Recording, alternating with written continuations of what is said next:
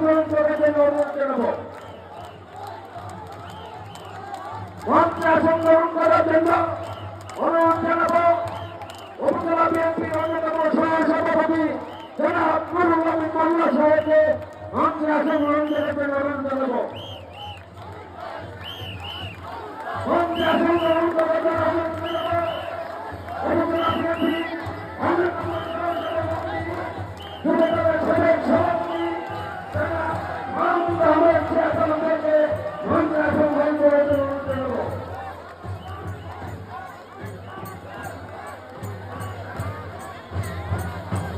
যারা মহিলাদের ছেলে গ্রহণ করে আছেন